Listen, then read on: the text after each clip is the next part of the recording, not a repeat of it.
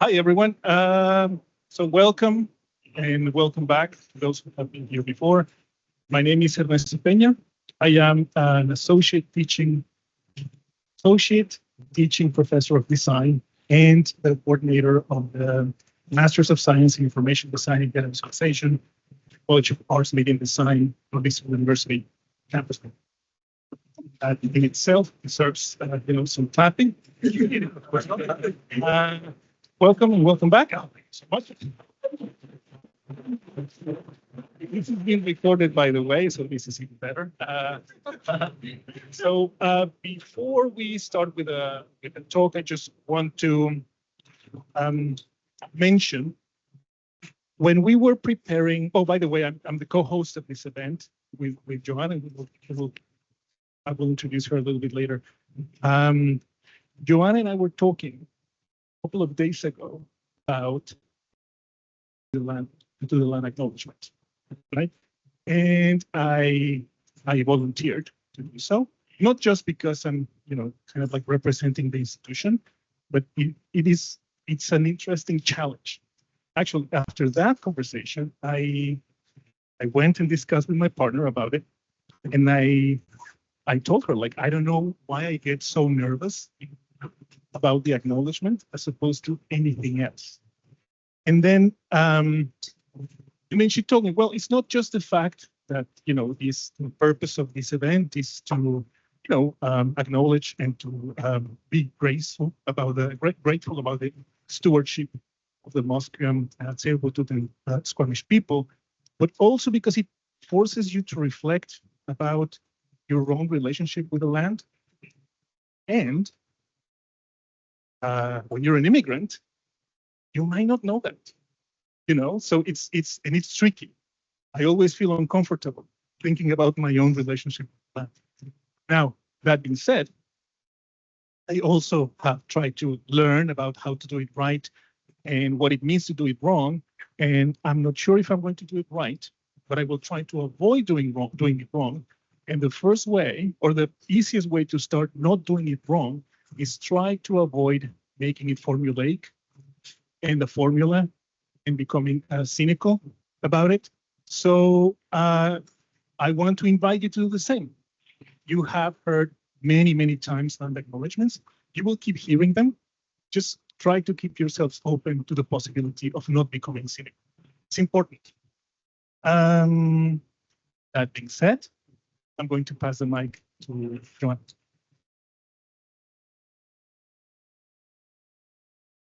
Yeah, so thanks to Northeastern for hosting us here again. It has become kind of our default venue now for all the Dataviz meetups, because it's a nice space. And yeah, so I welcome everybody from the Dataviz meetup, but also from the Northeastern groups. So I think it's coming together today. But yeah, nice to see a full room. And yeah, today is going to be about data journalism, which is a topic I'm very excited about.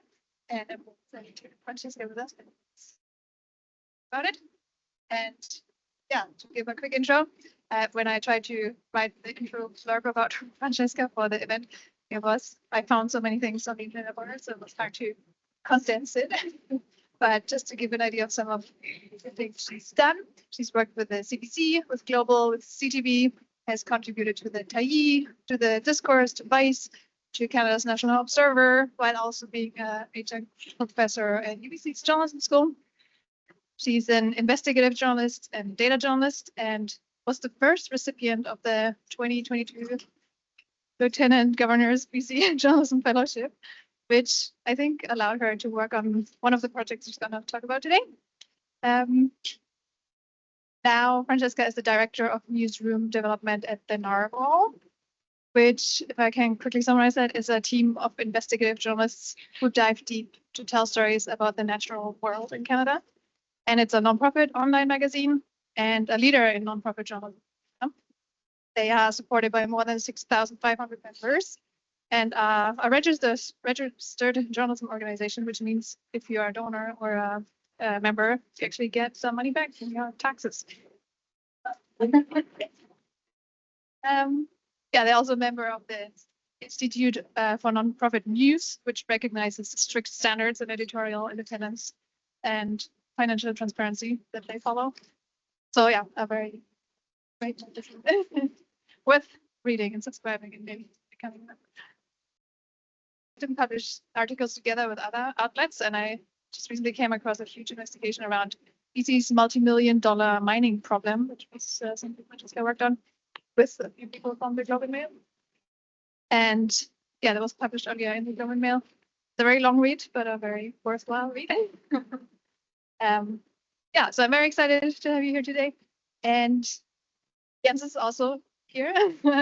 A lot of people probably know him, who've attended those meetups before. He's a kind of friend of the Dataviz meetup.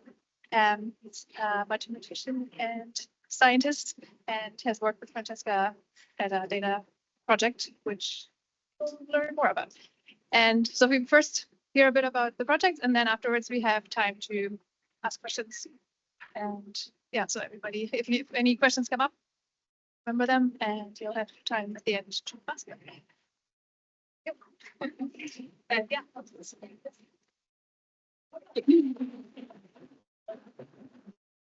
Thank you. That's a welcome, and I'm very honored to be here. And yes, I feel really lucky to be in a room of curious people and share a little bit about this work. And if you ever have questions as we go along, you can feel free to put your hand up and make it a conversation. I maybe we'll start by just talking a little bit about what is data journalism, because yeah, it can be. There's a lot of times that journalism will use data.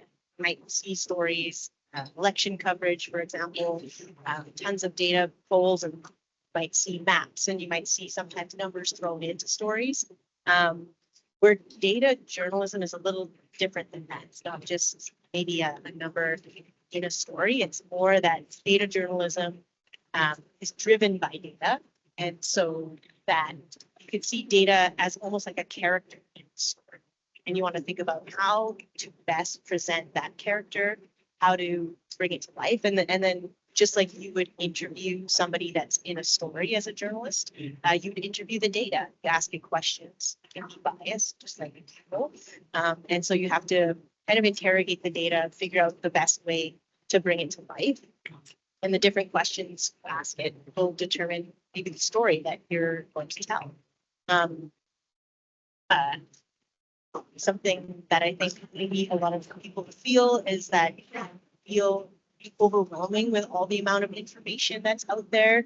And so an author and data visualization artist that I really follow and enjoy reading is Alberto Cairo, and he's written a lot about how charts can lie, how information can be presented in different ways. And so in this quote I found very helpful when I'm thinking about data journalism, that it's just a way to make sure that you're finding the truth in information and making it understandable for people, so that enough that they can kind of cut through all the noise. So sometimes it can start as a very overwhelming project when you're working on a data journalism project, because you don't know where to start, where the data will lead you. That can be also really exciting. But when I had an idea and felt kind of overwhelmed, that's when Jens was very helpful. So we'll talk a little bit about the project that we worked on together, which, as mentioned, I got funding through the Lieutenant Governor to do this project, and the funding was very helpful in being able to travel and meet people where they're at and do interviews in person, but also spend a lot more time than maybe I normally would get to on the project. So I spent several months on this, and it was in partnership with the Tyee and the Climate Disaster Project. So those were some of the groups that helped bring this story to light. But a lot of the time, a data journalism or any story, at least for me, starts with a question. And sometimes it's a question that you think is going to be easy to answer, and when you find out it isn't, that's when the story ends. For this series, we looked at evacuations in BC. And if anybody has been living here in the last several years, you'll maybe missed that evacuations, at least it seems like, have been lasting longer and longer. And that was just something I was curious about. I didn't know whether or not the data would show that. So a question that I started asking is, how long are people being evacuated for, and are we prepared for that? And so what we did was we wanted to see how long are people actually being evacuated for, our government programs supporting that. And so that's what led to this series. Just hold up. The series was called Bracing for Disasters. And it was published in the Tyee. And so this is one of the main stories that came from that series.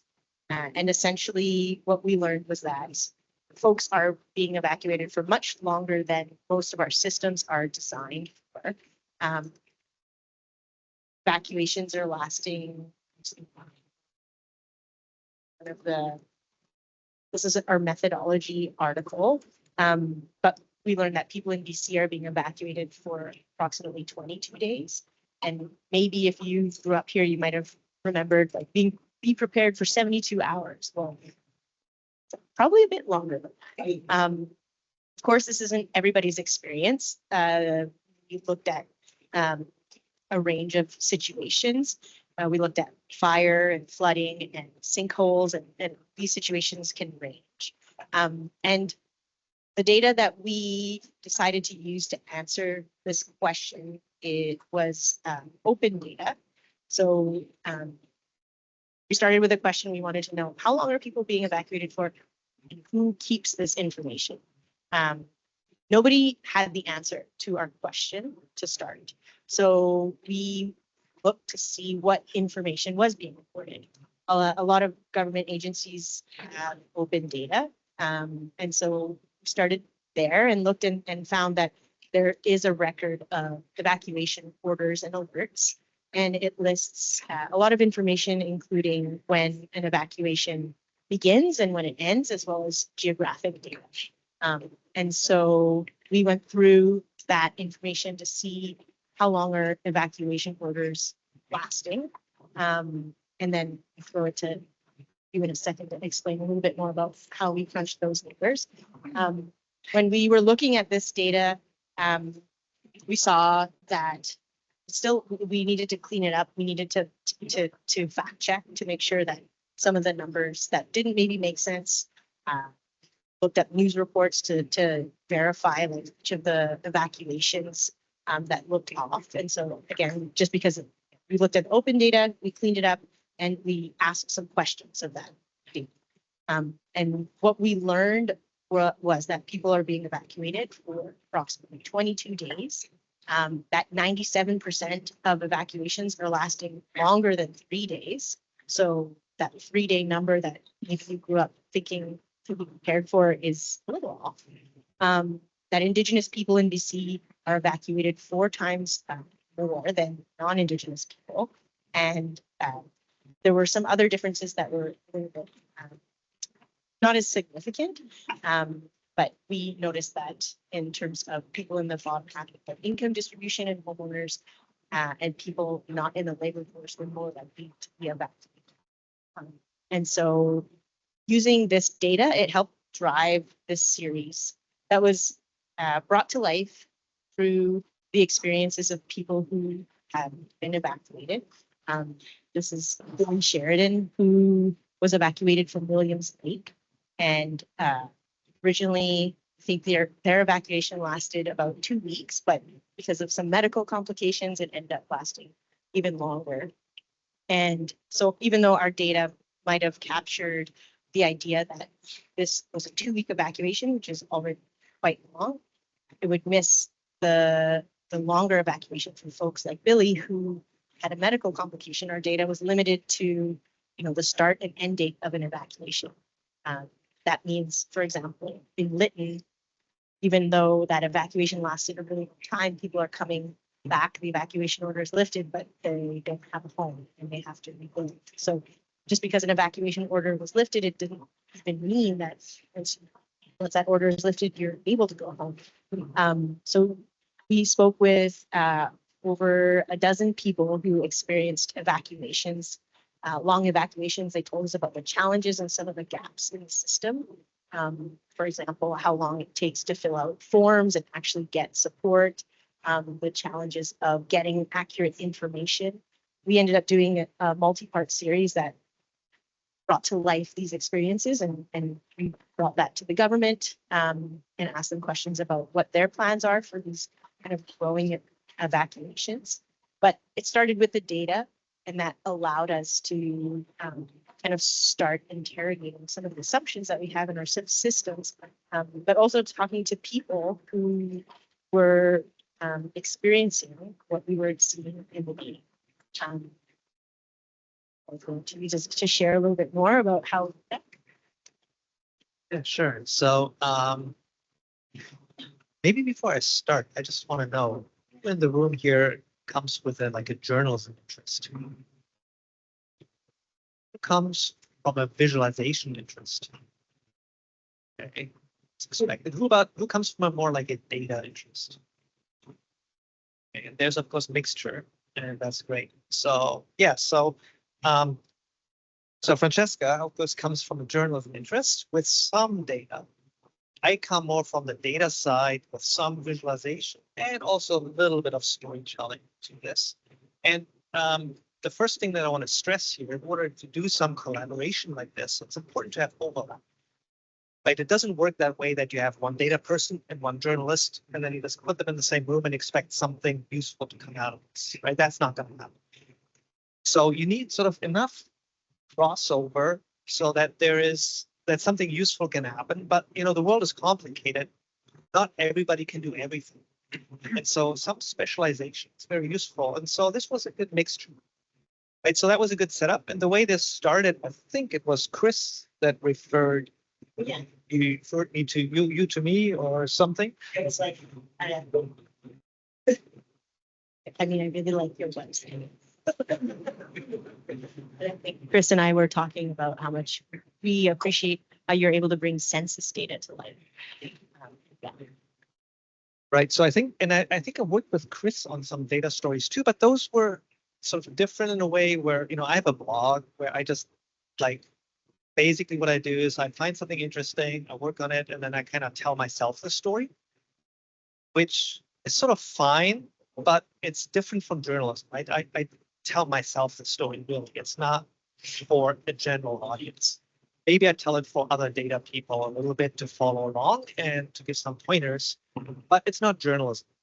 So Chris took some of the things that I did there and he turned into journalism because he thought that was interesting and probably it's a story that could be told more broadly. I think he's done maybe 2 of these, though, at least that I can remember. Wei talked to me a little bit about it, but then he essentially was a journalist and took the data and things that I did. But that was something where like the data work was already done and just the journalist took over. This was different because when Francesca came to me and said, hey, Jens, I'm working on this. Are you interested? I have this data here and it's a bit messy. And then there's this there, but I don't really know what to do with it. And so it was more of a collaboration where it went back and forth. And it was really nice for me to have Francesca along when I was looking at the data, because sometimes I'm looking at this, I'm like, this doesn't make sense. I don't know what this is. And then Francesca would go, talk to the government people that you already talked to or did to this. And so there was a lot of back and forth already in the data cleaning, understanding the data, like some of the concepts about these evacuations orders where you look at this, the data wasn't properly versioned, for example. You zoom in on that just for command plus. Imagine people in the back. Yeah. You can also go full screen too. I think command F first. So one thing that happened is when we have the data on evacuations order, you get a region, sort of a geographic region. So it's pretty nice. They gave you the polygons for it. And but then also, when did an evacuation alert start? An alert just means like, hey, you might get evacuated. When did the order start? But then things get updated along the way. And some of these updates get lost in the process. They have then several fields of like order 1 or 2.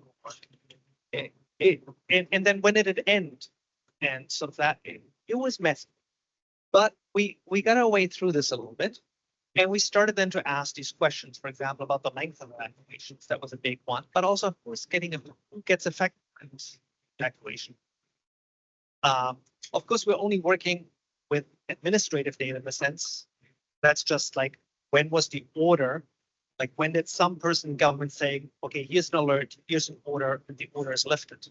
It doesn't tell us about people's experiences, right? Which is quite different. So that's where then the part of the journalism came in, where Francesca went to talk to actual people, what their experiences are, and how did they differ from the administrative data? Because there's a lot missing. Like you said, with Lytton, for example, the order is lifted, the fire is gone, people can return home, but there is no home to return to.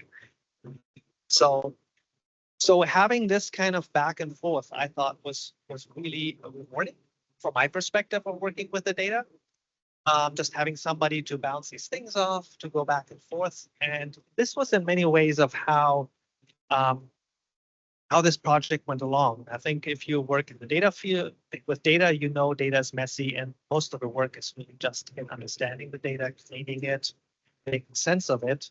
And this was a really good process. There's some technical parts and things where I could bring in some expertise to help to mesh this with census data to do certain estimates, like Francesca has talked about. And so that was great.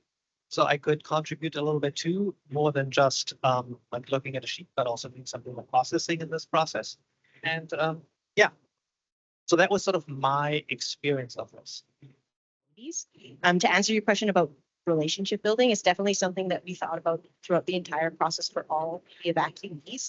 And in particular, one of the ways that we did that was we didn't really talk to folks who were like being evacuated in that moment. We were not talking to people like immediately after an evacuation order.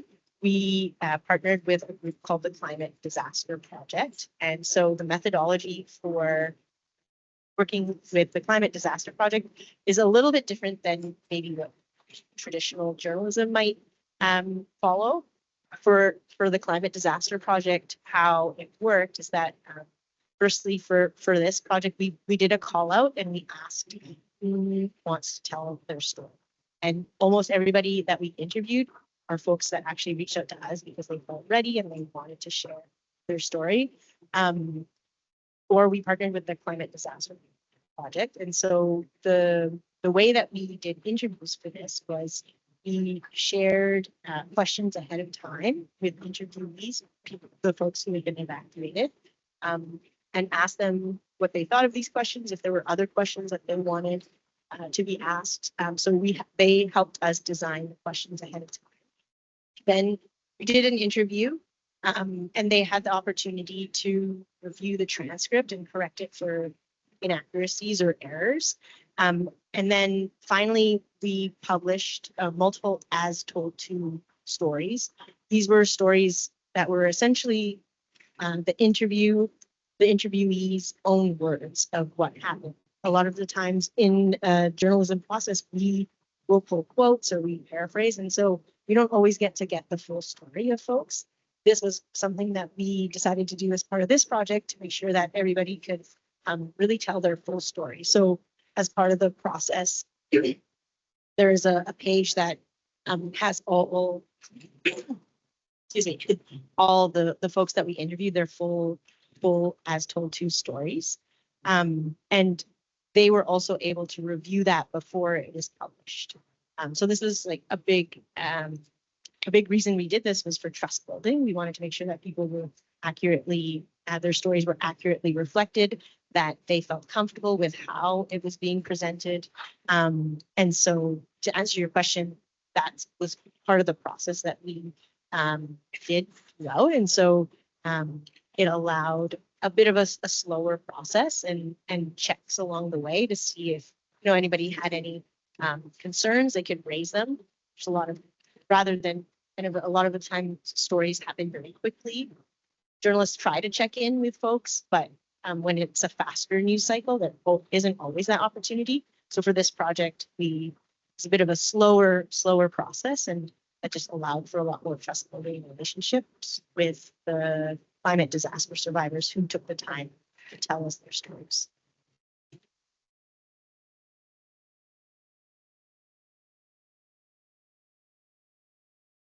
Hi, thanks. I'm curious to know if there were any narratives that came out of interviewing folks that told a story that the data, the numbers didn't, or any kind of major messages that the data revealed that the interviews maybe refuted or was a completely different outcome.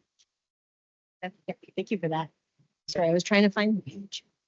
We have all the interviews, but I guess for one of the examples that didn't necessarily refute the data, but maybe just showed us how much what was missing from the data. So for example, when I was talking a little bit about one of the evacuees from Williams Lake, yes, their evacuation, technically the data would have said it was 2 weeks, but because when they left, they had health complications, they had other family challenges returning home, they were actually evacuated for over a month. And so the data would say this person was gone for 2 weeks, but really there's all these other complicating factors that happen when someone has to leave their home. Similar to example, it's like Lytton, where if somebody lost their home, even though an evacuation order was lifted, that didn't necessarily mean that now you can return home. So that was important to convey that, you know, these, you say maybe approximately 22 days, but it could be longer, could be shorter, but it wasn't until kind of talking to people and realizing, of course, like even if the evacuation order is lifted, it doesn't mean I can return home all the time. And so that was an important thing to make sure that we reflected in the story. Thank you very much. Something that jumps out at me when we're looking at these charts here, part of my job is to evaluate other people's charts for a living, and something that immediately stands out is the headline on the charts. So typically what you would, or at least what I see, is someone will say something, I think the other one you had was, it was number of cases broken out by duration and disaster type. That's what the headline would be.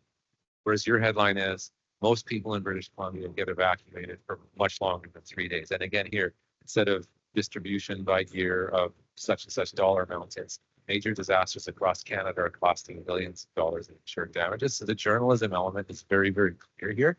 What I'm curious about, and you mentioned the truthful art, what I'm curious about is what's the thought process? Ultimately, this is taking up real estate that texts, you're sacrificing text to put these charts up. What role do they have to play to amplify your story, and what kind of are your criteria for selection? Yeah, that's so you'll notice that, yeah, the titles for graphs, at least the ones that I put in my stories, they are not just the topic. It is normally a headline like you would read in a story, and the idea is, at least me, it's not always clear sometimes when you look at a graph, what is it that this author is wanting us to learn from this data? And so when thinking about how to label a graph, or maybe if there's opportunities to like include text and point out certain important numbers or dates, just like helping people understand the reason why this data is important. So for this particular graph, if I was to kind of summarize or write this out in a paragraph, it would probably be quite boring. In terms of going through the data, going back to 1983, and maybe it would take a lot of text to explain what a graph could do. It also allows people to explore the data on their own. So something that I really enjoy about thinking about visualizations is to think about what questions would the reader or the audience have that maybe I'm not able to include in the story, but would help them understand the topic better. And so if it allows kind of somebody to explore information on their own and get more answers, that's another reason why I make this fun. Question for you, but that chart doesn't show, it shows it. The chart shows an upward trend in the cost of insured events. But one thing I noticed it doesn't, it glaringly omits is inflation. right? You got 40 years there, right?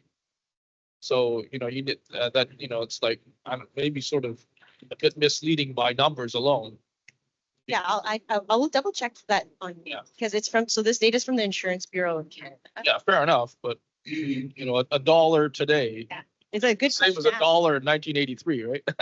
I imagine that I'd have to, I haven't looked at this chart in particular and So it's inflation adjusted, right? Yeah. Yeah.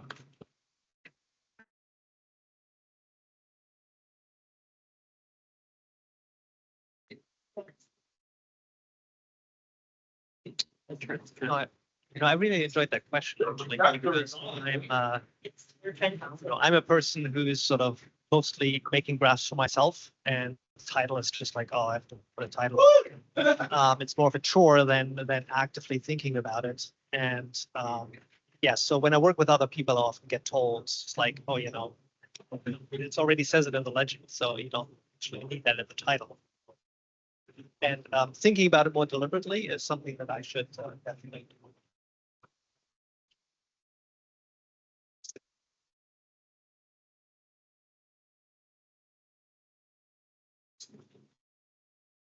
I just found this, the page where we share the as told to profiles for all the folks that did that. And so we explain also the process as well, if you're interested about that and reading in depth a little bit about the folks that shared their stories with us. I see another question. Yeah, thanks. I guess my question is, what stood out to me is, how do you individuate disasters? So coming from government data, you have polygons. So I imagine, you know, like the area of, say, some of the wildfires of the past few years, is that one disaster? How do you disaggregate? Is it just by jurisdiction, or is it by township? Or I imagine that would be a nightmare to get. Yeah, so that gets really tricky in a sense that when the government declares disaster zones, they have to figure out like how to delineate it. So they essentially go and they draw a polygon saying this area is going to get evacuated. That's not necessarily the same thing as a jurisdiction. They do tag it by jurisdiction and they'll break it out by jurisdiction because for administrative reasons, when they give out these orders, those are structures that are important to them. But the areas generally aren't. So that creates challenges when we think about how we, for example, use that data to mesh it with other data sources, right? Because we want to figure out who are these people, what is the baseline population that might be affected by this, and especially in rural areas, which is where a lot of these occur, the spatial resolution of our data that we have is not that great. So that is a challenge there. So in the data, it comes, yes, labeled by municipality or by some jurisdiction, but also more confined. So where is the flood? Where is the flood? We also limited the data that we looked at by the number of evacuations, like totaled by that date. So for example, it's possible that a block could have been evacuated for a reason that was not a disaster or a relevant disaster. And so we only looked at, I think it was over 50 people. Yeah, at some point, there's definitely weird quirks in the data. Like one thing that sticks out is sinkholes to me. Like sinkholes is something that drove me crazy. Or like a sinkhole is very localized, right? So you got some basically geologically unstable ground. And you get these cases where there's a new subdivision somewhere in the Sunshine Coast that I still remember looking at, where basically people just moved in and then a sinkhole opened up and they had to move out. And I think that was like 4 or 5 years when we looked at it and still open. They weren't allowed to return to their home. And it was like in the courts. I think we found some court cases on this. Sort of litigation going back and forth between somebody and somebody, but that was essentially something where we're like, okay, that's a different thing. So we're not going to look at this. We did spend time looking at news articles as well and looking at comparing that to the numbers that we were seeing, just to make sure that we were like including incidents that would kind of fit this category that we. Just to keep the flow of the conversation going, if you don't mind, let's try to put as many questions as we can at the end. That's okay with everyone. Is that okay with you? No. I forgot. We can, I mean, yeah, happy to do it. Continue with questions and then if there's time to talk about other things, we can. Are there any other questions? Kill them with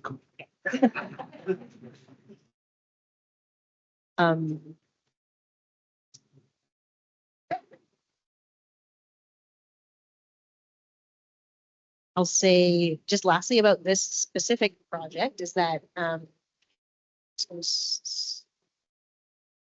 we ended up doing, I think, 22 stories in this series, covering a huge range of topics because you just never know what the data is going to tell you. I'm just scrolling to get to the list of stories. It included things like what you might do to prepare yourself in the event of a disaster, and that was thanks to the folks that we spoke with. We looked at kind of solutions and what other communities are doing to address this. And then we followed this story as changes were made in legislation and emergency management. And we also had an event where we invited some of the climate disaster survivors, as well as Tyrone McNeil, who I mentioned earlier, to talk about solutions. And so as much as climate disasters can be kind of scary and there's a lot of really big challenges that folks have overcome, we wanted to also address the solutions and the ways that folks are overcoming these challenges. And a big part of that was sharing stories. We heard from folks that they really just wanted to feel less alone. Being evacuated can be a really traumatic event. And being able to hear from other folks who had similar experiences, how they handled it, what they're doing now, really helped. And that is something that personally, as a journalist, being able to talk to people and learn more about what their experiences are and how they hope by sharing these stories can improve a really challenging situation is one of the reasons I really love this job. And so the data part of it, yes, that's a huge important part of the story, but it's really important to remember that data is often people behind those numbers, and making sure that we can put those people first is a big part of my job as a journalist. It really helped to be able to have conversations with folks who really understand the data and check assumptions and make sure that as we're telling these stories, they're accurate, also being supported by the data.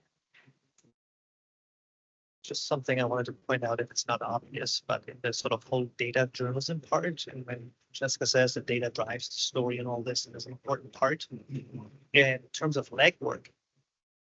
It's the journalism part that is like the huge, that's where all the legwork is. Like sort of the data part, like my little part in this was tiny, just to make sure that that is clear, right? And that's a general thing too that I also notice if I do some more casual work on my blog or other types of things, the actual amount of time I spend on the data work versus contextualizing, making clear, doing all the other stuff. That's where the work is. So and I don't actually put in the work that I should for this. So and it shows. But that's why these collaborations are so great. I have other data journalism stories that I could share if people are interested, or we can keep answering questions about this. Maybe show of hands. Do people have more questions about this project? Happy to ask them as well. Yeah.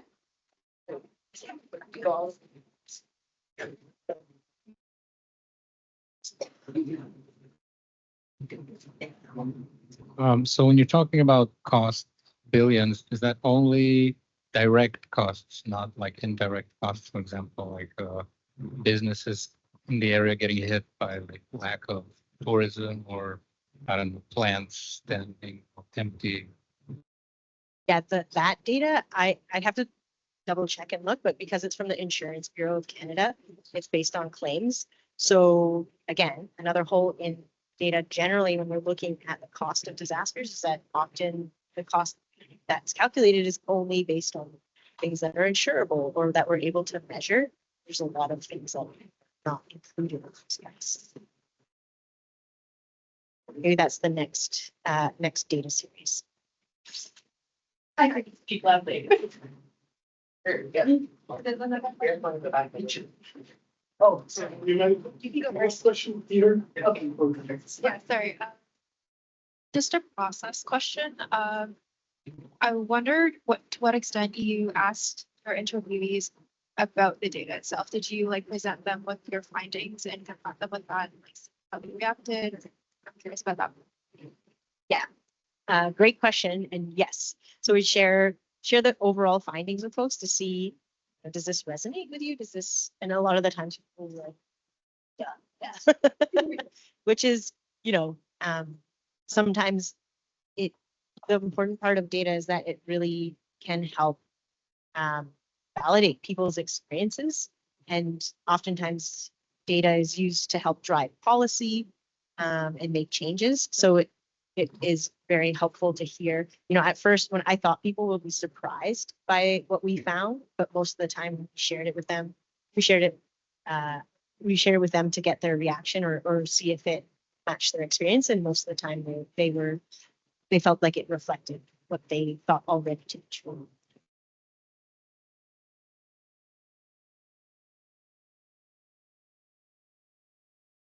My question is also about the insurance thing again. Okay. Sorry. I am curious though about the data in particular. Since it's based on claims, does this like not include events that would be counted as like act of God under insurance and things like that? I don't know the details of that one. I'd have to look it up. But one of the things that we did hear from folks is that making claims either for insurance claims or for some of the support programs that the government had set up were really bureaucratic, challenging, and also did cover the full costs that they really needed. At least that was some of the people that we spoke with said that. So, again, even those numbers are probably an underestimate of what damage for those like students and energy disasters.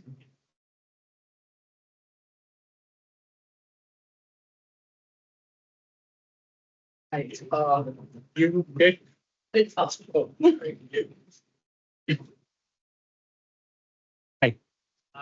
So you did touch on a little bit about like what the impact was, like when you went back with the numbers and the data. Like, but in terms of like you work with that data, and like what was the impact that you as someone who worked with the data saw? Was there an impact on the policy level or was it just like, okay, you did all this when you told the story and that was it? Like, what was the outcome, if that's the right word? So I think, especially in journalism, we're always asking how to measure the impact of storytelling. I think for this project, there was a number of different things that came through. One was the impact of folks being able to share their stories and come together in the solutions journalism conversation that we had. Folks were sharing solutions, and so that was a really cool part of the project. In terms of the data, the Auditor General had a report that followed, that came after our reporting and sourced some of the information that we found. So it was really cool to see that information being used to help inform decisions at that level. Also been asked by a number of folks who work in emergency management, how did we get this data? Can they share it? So at least personally, I've been asked to share the information or how we came up with this with researchers who are looking at how to help their communities. So in terms of just kind of sharing the process and sharing the results with folks who are working in this field, it's been another impact of it. So there's been a range. I would say like the biggest part of the seeing this story out in public is just seeing how the folks who share their stories felt like a greater sense of community with other people who have been evacuated, and then releasing a guide for others to think about what if you are in this situation, what should you know? And so we did publish a guide as well, which was thanks to the many conversations that we had. Question too. I'm just gonna jump the queue. So we see introduced not too long ago, a couple of years ago, this new Ministry for Disaster Management that came after the story, right? Temporally, at least, or just before. Okay. So you can't claim that as part of the. No, so those are both like the reason why you wrote the story and the reason why this happened at a similar time were similar because these disasters kept piling up in BC. I'd say also, like, just in terms of being able to present this data to folks working in the field, and even we obviously brought these questions to the government, and so they had to respond to this, which was great to be able to have an interview and conversation with people who are making big decisions about these programs that directly impact people. The government is one level of accountability, but anytime that you're able to like find new information and share that and get a reaction, that's a big part of like, why we do what we do.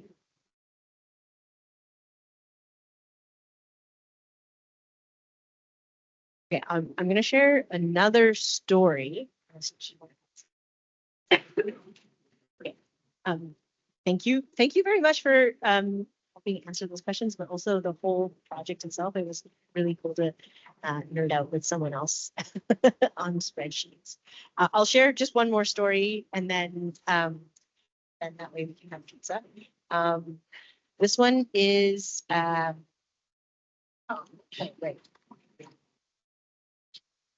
So this is a story that I did with the Discourse. I was in between haircuts at this time, so just ignore. The Discourse is a nonprofit independent newsroom, and when I was working there, one of the things that we did was we told our readers to hear from them what stories did they want to see. For one of the reporters that I worked with, Wamish Hamilton, who was covering urban Indigenous population in Vancouver, we polled readers, and they said one of the things that they really wanted to learn more about was art and culture and connection to art. And this was one of the stories that came through talking with people and hearing a question that we got, which was, walking, maybe some of you have walked around downtown Vancouver and wondered if you've seen like Indigenous themed art. How authentic is it? And even that question of authenticity, what does that mean? So what we did was we investigated all the tourist hotspots in Vancouver to see whether or not these kinds of items were being done in collaboration with Indigenous artists. Were they getting paid? Were they getting credit? And so this is kind of like a very different kind of data journalism project. Somebody was asking about visualizations and graphs. Yes, that can be a big part of it. We had a ton of like really beautiful portrait photography that was done for the last project.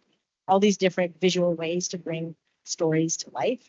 For this story, what we did was we shared our methodology in a video. So if it works, I will play. You've seen the tourist shops in your city selling Indigenous souvenirs, but how authentic are these souvenirs anyways?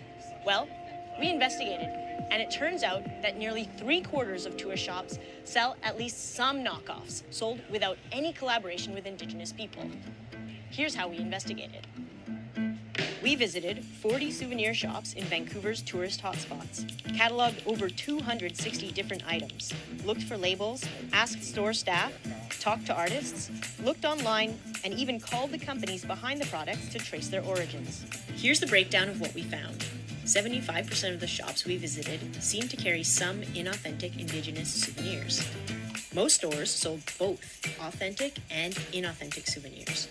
12.5% of all the stores sold only knockoffs or items whose authenticity we couldn't verify, while 25% of the shops sold only authentic souvenirs. Check out the full investigation on our website.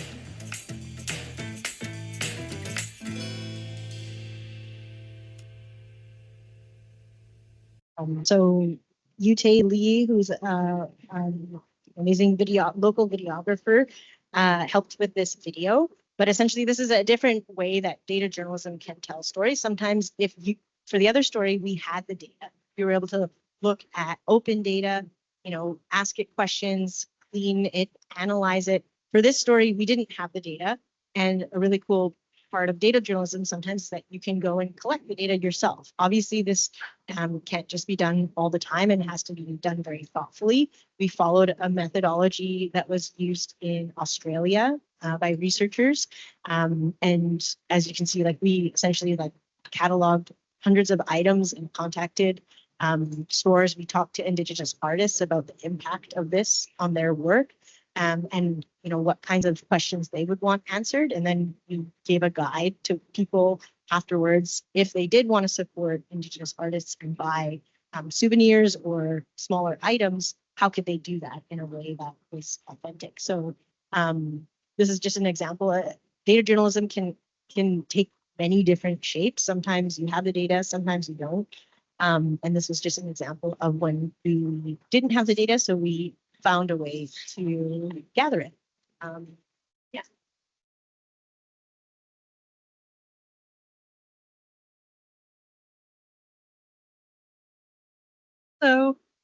So this is really interesting, and I had a question about, I guess, your findings with respect to where you found knockoffs, for example.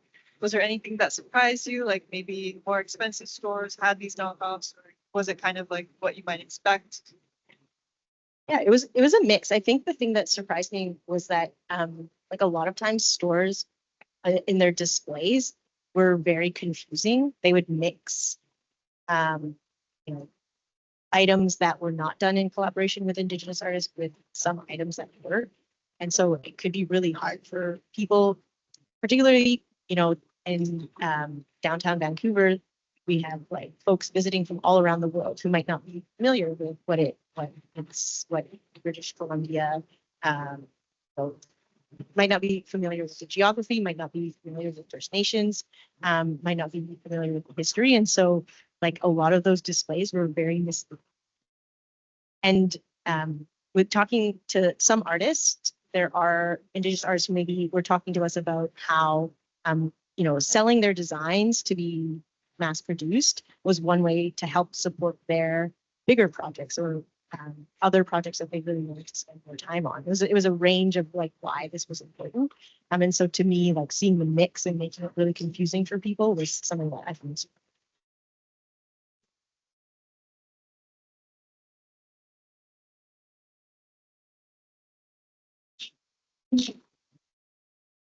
So for the case of fake Indigenous art, and the companies who made them, was it more like a case of stores relabeling otherwise just arts to be Indigenous, or is there a secret industry counterfeiting Indigenous art? Which would you think is It was a mix. A lot of the times people were just stealing designs or stealing, for example, there was a company that was making totem poles. And when we asked them, where did they get this design? How did they come up with it? They couldn't answer. They couldn't tell us which artists they collaborated with. They couldn't give us any information. So a lot of the times it was just, let's just say, straight up stealing or just kind of imitating in a way that was harmful. And Someone else on that side, right? Oh, did I imagine that? I imagine that. So for this story, we did, like you just saw, a little quick summary, but we did publish the names of all the stores and the results. We reached out to all the stores that we audited. We did kind of like a secret shopper.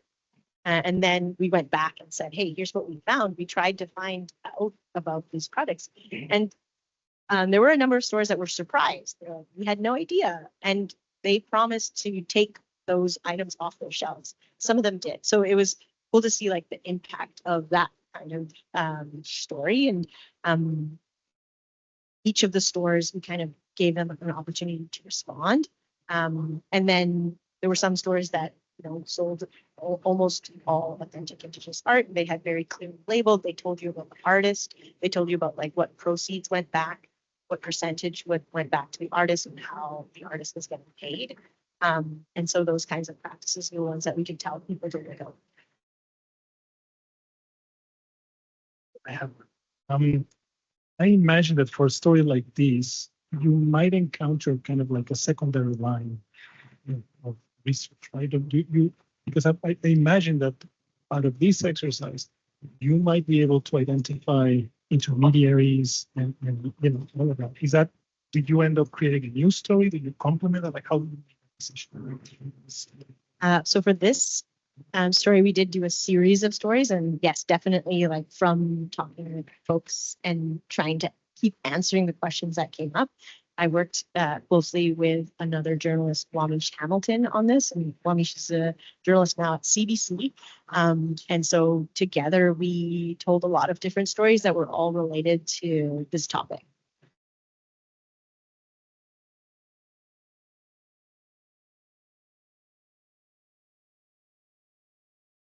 Oh, I will be around to answer questions as well, because I just need some. Yeah, thank you so much for all the really amazing and engaging questions, and thank you for inviting me to speak. And thanks, Jens, for again helping on the project and for helping share a little bit of behind the scenes. If you have any questions generally about journalism, I'll be around. But just very grateful for the time that we shared.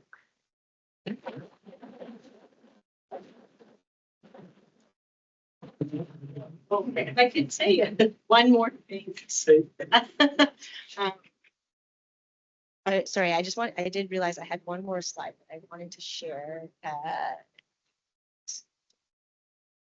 Okay, maybe I won't share this. I'll just say that there's three media outlets that I just wanted to highlight that really helped me do this work. The Tyee being one, the Narwhal being another one, and the Discourse. And so these are three nonprofit, independent local news outlets. And if you're wondering how to continue to support this kind of work, I would love if you checked out the website, read the stories. If you like what you see, they all have newsletters that you can subscribe to and follow this kind of work. But yeah, if you find local independent journalism that you love, support it, because we need. That's it. Thank you again.